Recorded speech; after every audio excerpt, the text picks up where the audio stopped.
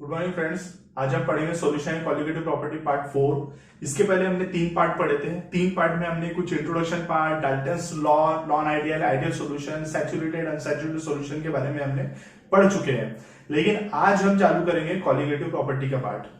तो हमारा सवाल ये उठता है कि कॉलिगेटिव प्रॉपर्टी हम किसको बोलते हैं। कि कॉलिगेटिव प्रॉपर्टी जैसे ही आता है आपके दिमाग में सवाल आता है कि भाई कॉलिगेटिव प्रॉपर्टी किसको बोलते हैं। इस जमाने में आपने बहुत सारी प्रॉपर्टी पढ़ चुके हैं, एक्सटेंसिव इंटेंसिव प्रॉपर्टी के बारे में भी आप पढ़ोगे, लेकिन यहाँ पर हम फिलहाल कॉलिगेटिव प्रॉपर्टी के बारे में बात कर रहे हैं। तो कॉलिगेटिव प्रॉपर्टी ये वो प्रॉपर्टी होती है जो नंबर ऑफ सॉलिड पार्टिकल के ऊपर डिपेंड होती है। Number of solid particle, I am talking about solid. Number of solid particle आप बोल सकते हो, या तो फिर आप अमाउंट ऑफ सॉलिड पार्टिकल बोल सकते हो। इनके ऊपर जो प्रॉपर्टी डिपेंड होती है उसको बोलते हैं हम कॉलिगेटिव प्रॉपर्टी। तो इस कॉलिगेटिव प्रॉपर्टी में कुछ बातें आती है, जैसे एक वेपर प्रेशर होता है, वेपर प्रेशर लोअरिंग, ये एक कॉलिगेटिव प्रॉपर्टी में आता है। दूसरा elevation in boiling point, elevation in boiling point. तीसरा डिप्रेशन इन फ्रीजिंग पॉइंट, और चौथा रहता है ऑस्मोटिक प्रेशर। ये 4 कॉलिगेटिव प्रॉपर्टी बच्चों को पढ़ना है। ये 4 कॉलिगेटिव प्रॉपर्टी पढ़ने के बाद में थोड़ा सा एक टॉपिक है वेंट ऑफ फैक्टर और उसका रिलेशन डिग्री ऑफ डिसोसिएशन के साथ में, अगर इतना पढ़ ले तो हमारा लेसन हो जाता है कंप्लीट। ये चारों कॉलिगेटिव प्रॉपर्टी में से हर एक कॉलिगेटिव प्रॉपर्टी इंपॉर्टेंट है। हर एक के ऊपर इंडिविजुअली अलग अलग न्यूमेरिकल्स दिए हुए हैं। तो सबसे पहले हमने वेपर प्रेशर के बारे में बात करेंगे। वेपर प्रेशर मैंने वैसे कल के वीडियो में आपको बताया था कि वेपर प्रेशर किसको बोला जाता है। वेपर प्रेशर में हमने पढ़ा है कि वेपर प्रेशर जो होता है वो जब हमने जैसे ये बीकर ले लिया है और इस बीकर में हमने एक वाटर का सॉल्यूशन डाल दिया है। लेट एन एग्जांपल, मैं यहाँ पर पानी ले लेता हूं और ये उसकी वेपर बन रही है। इसको हमने लीड से कवर किया है। लीड से कवर करने के बाद में जो वेपर रहेंगी वो अंदर ही जमा रहेंगी और अंदर ही जमा होते जाएंगी और यहाँ पर बहुत सारी वेपर हो जाएंगी। एक समय ऐसा हो जाएगा कि यहाँ पर वेपर सैचुरेटेड हो जाएंगी, तो उस टाइम पे जितनी वेपर यहाँ से कन्वर्ट होंगी, यानी liquid gets convert into the vapour form, उतना ही अमाउंट का रिवर्स होता है, इक्विलिब्रियम एस्टैब्लिश हो जाता है। ये हमने प्रीवियसली पढ़ चुके हैं। और जब यहाँ पर इक्विलिब्रियम एस्टैब्लिश हो जाता है उस टाइम पे ये जो वेपर रहती है, जो प्रेशर एक्सर्ट करती है on the level of the water, on the top of the water column, उसको, उस प्रेशर को बोलते हैं वेपर प्रेशर। हमने वेपर प्रेशर पढ़ा था, लेकिन आज हमको वेपर प्रेशर लोअरिंग के बारे में पढ़ना है। तो वेपर प्रेशर लोअरिंग कैसा होता है, तो वेपर प्रेशर लोअरिंग में हम सबसे पहले देखेंगे देखो, जैसे कि सबसे पहले मैं टॉपिक डाल देता हूं, लोअरिंग ऑफ वेपर प्रेशर। ये टॉपिक हमारे बुक में भी मिलेगा, lowering of vapour pressure, VP in short it's vapour pressure. देखो बेटा, ये एक बीकर हमने लिया है, इस बीकर में हमने सिर्फ वाटर डाला है और water belong to the solvent और water is a volatile. Understood. इस वाटर का वेपर बन रहा है बच्चों, ये वेपर बन रहा है और उसका प्रेशर रहेगा, उसके प्रेशर को हम डिनोट करते हैं P1 नॉट से। आफ्टर सम टाइम मैंने इसमें कुछ जैसे y ग्राम NaCl हमने डाल दिया, y ग्राम NaCl मैंने डाला इस बीकर में। NaCl इज ए सोल्यूट, ये सोल्यूट है और सबसे बड़ी बात ये है नॉन वोलाटाइल। अब हमारा बीकर जो बन गया, बीकर ये एक सॉल्यूशन बन गया बेटा, ये सॉल्यूशन है। इस सॉल्यूशन में ना यहां पर हमारे NaCl की भी पार्टिकल्स है और वाटर भी है, यानी इसके अंदर NaCl plus water both are present. और इसकी जो वेपर बन रही है बच्चों, ये वेपर रहेगा, इसका वेपर का प्रेशर है P, क्योंकि P belongs to the solution. ठीक है।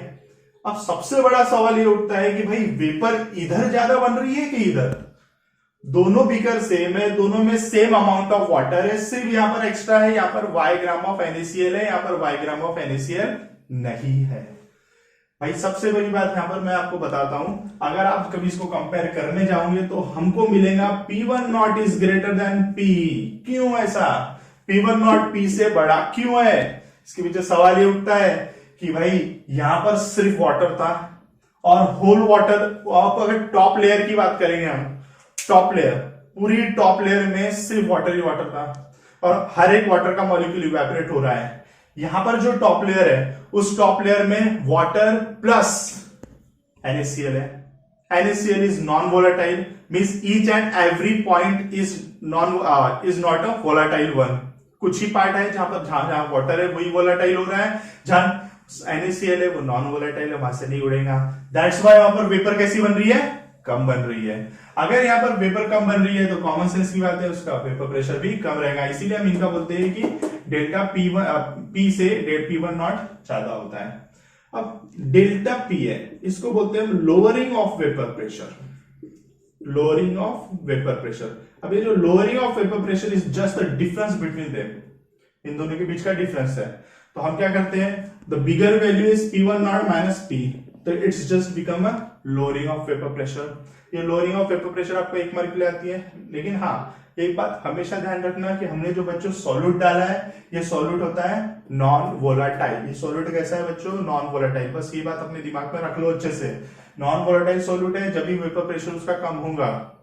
तो हाँ, अब आगे देखते हैं हम. एक होता है relative lowering of vapour pressure, ये भी आपके बुक में इंक्लूड किया गया है. Relative lowering of vapour pressure, यानी रिलेटिव लोअरिंग की बात कर रहे हैं हम. तो रिलेटिव बोले तो किसके रिलेशन में, रिलेटिव यानी क्या आता है, रिश्तेदार याद आते हैं हमारे दिमाग में. बस तो यहाँ से कहीं ना कहीं रिश्ता होगा इसका. तो इसका रिश्ता किससे देखेंगे हम, इनिशियल वन से. इनिशियल कौन था, P1 नॉट. तो इसीलिए देखो delta P upon P1 naught, इसको बोलेंगे हम relative lowering of vapour pressure. तो डेल्टा P की वैल्यू क्या है बच्चों, P1 naught minus P upon P1 naught. ये हमने डेल्टा P की वैल्यू रखा है, ये देखो यहां से हमने वैल्यू रखा है डेल्टा P की. Understood, P1 naught minus P. ये हमारा बन गया इक्वेशन नंबर 1. यहां तक बच्चों दिमाग में आ गई. हमने लोअरिंग ऑफ वेपर प्रेशर का इनिशियल कर दिया है. ये पहली कॉलिगेटिव प्रॉपर्टी है. हाँ, सवाल ये कि ये कॉलिगेटिव प्रॉपर्टी क्यों है. जस्ट वेट एंड वॉच, आपको मैं बताऊंगा कि ये कॉलिगेटिव प्रॉपर्टी क्यों है. थोड़ा टाइम लगेगा. अभी हम देखेंगे इसको, थोड़ा आगे बढ़ाते हैं इस इक्वेशन को. तो इस इक्वेशन में जैसे हमने अभी तक पढ़ा है relative lowering of vapour pressure के बारे में, तो बच्चों देखें हमारे पास ऑलरेडी एक इक्वेशन अवेलेबल है. Delta P upon P1 naught equals to P1 naught minus P upon P1 naught. ये हो गया इक्वेशन नंबर 1. प्रीवियसली हमने राउल्स लॉ पढ़ा था, याद होगा आपको. प्रीवियसली हमने पढ़ा था राउल्स लॉ. तो राउल्स लॉ में हमने देखा था कि total pressure is equal to the P1 not x1 plus P2 not x2. Total vapour pressure is a vapour pressure of solution. Total vapour pressure is a vapour pressure of solution. तो हम इसको यहां पर P भी लिख सकते हैं, क्योंकि यहां पर जैसे कि मैंने टर्म P यूज करते आ रहा हूं सॉल्यूशन के लिए, तो मैं एक ही टर्म यूज करता हूं. नहीं तो आपको कंफ्यूज होगा कि P कहां से आया, PT कहां से आया. तो इट्स जस्ट अ P. ये कहां से आया बच्चों, उनको ये फ्रॉम राउल्स लॉ. ये कहां से आया आपको, फ्रॉम राउल्स लॉ. लेकिन हाँ, जब हमने बच्चों राउल्स लॉ पढ़े थे, जब मैंने आपको बताया था कि ये दोनों वोलाटाइल थे, लेकिन अभी फिलहाल हमारी कंडीशन में सॉल्यूट है नॉन वोलाटाइल. तो सॉल्यूट नॉन वोलाटाइल है, S solute is non volatile. Solute is non volatile, therefore P2 not कैसा रहेगा बच्चों, 0, क्योंकि वो इवेपोरेट ही नहीं होगा. तो P2 नॉट कैसा रहेगा, 0. P2 नॉट 0 रहेगा, देयरफॉर P इक्वल्स टू क्या रहेगा, P1 नॉट x1. ये हमारा एक नया इक्वेशन बन गया. ये हमारा, ये भी समझ लो आप राउल्स लॉ से ही लेके आ रहे हैं, फ्रॉम नॉन वोलाटाइल सॉल्यूट. किसके लिए, ये नॉन वोलाटाइल सॉल्यूट. क्लियर है यहां तक. अब देखेंगे हम, अगर ये वैल्यू को मैं इक्वेशन नंबर 1 में पुट करता हूं तो क्या होता है. Put the above value in equation 1, then हमको क्या मिलेगा, delta P upon P1 naught. इसको RLVP हम लोग शॉर्ट में बोलेंगे, RLVP relative lowering of vapour pressure. ये देखिए आपको मैंने बताया था relative lowering of vapour pressure is equal to क्या था, P1 naught minus P. P की वैल्यू क्या है, P1 not x1 upon P1 not. ठीक है. यहां से बच्चों P1 नॉट को कॉमन निकाल सकते हैं. तो अगर मैं P1 नॉट को कॉमन निकालता हूं तो 1 minus x1 upon P1 not. अब P1 नॉट गेट कैंसल, हमको मिल गया 1 माइनस x1, और x1 1 minus x1 equals to the x2. कैसे, क्योंकि हमको पहले से पता है x1 plus x2 is equal to 1. इसी का हमने यहां पर यूज किया है। दिमाग में आया यहां तक का? अब x2 क्या होता है और यह x1 x2 है क्या? आपने सुना है इनके बारे में, यह है mole fractions, mole fraction of solute and solvent. यानी इन शॉर्ट हमको मिला क्या? हमको मिला है delta P upon P1 naught equals to x2। x2 बोले तो क्या होता है? Mole fraction. किसका क्या होता है? Mole fraction of solute. ये हो गया मोल फ्रैक्शन ऑफ सोल्यूट। अगर इसका इतिहास उठा के देखा जाए तो हमको पता था कि x2 इज इक्वल टू क्या होता है? n2 upon n1 plus n2। मालूम है हमको ये। सिंस जब भी आप कोई सॉल्यूशन बनाते हो, आप सॉल्वेंट बहुत ज्यादा डालते हो, सॉल्यूट थोड़ा सा ही रहता है। आपने शरबत भी बनाया होगा घर में तो कभी देख लेना, आपने पानी बहुत ज्यादा डाला था, शक्कर का अगर नंबर ऑफ मोल देखोगे तो बहुत कम मिलेगा। तो हमेशा क्या होता है? n1 is far greater than n2 most of the solution में। वेरी डाइल्यूट सॉल्यूशन रहा तो in very dilute solution n1 is far greater than n2, therefore n2 is neglected. n2 को हम क्या करेंगे? निग्लेक्टेड। देयरफॉर हमारा equation become x2 is equal to n2 upon n1। तो इस वैल्यू में यहां पर पुट करेंगे, then you will get n2 upon n1। और n2 की वैल्यू क्या है? W2 अपॉन m2 और n1 की वैल्यू है W1 अपॉन m1। अब यहां पर हमको कुछ 4 टर्म्स मिल गई है और ये एक इक्वेशन मिल गया है। ये इक्वेशन को फिलहाल मैं सर्कल कर देता हूं। इस इक्वेशन में जो 4 टर्म मिली है कौन कौन सी है? सबसे पहले आपको W2 के बाद बताता हूं। W2 is a mass of solute और W1 मास ऑफ सॉल्वेंट। वैसे M1 molar mass of solute, molar mass of solute और M2 molar mass of solvent. मैंने एक सवाल किया था आपको, एक मैंने बताया, बोला भी था कि मैं आपको जरूर बताऊंगा कि क्यों हम वेपर प्रेशर को क्या बोलते हैं? Colligative property. देखो delta P upon P1 naught, इसके फॉर्मूले में W2 आ रहा है, डायरेक्टली प्रोपोर्शनल है। अगर आप W2 की वैल्यू ज्यादा डालोगे तो इसके ऊपर भी इफेक्ट पड़ेगा, ओवरऑल इसके ऊपर इफेक्ट पड़ेगा।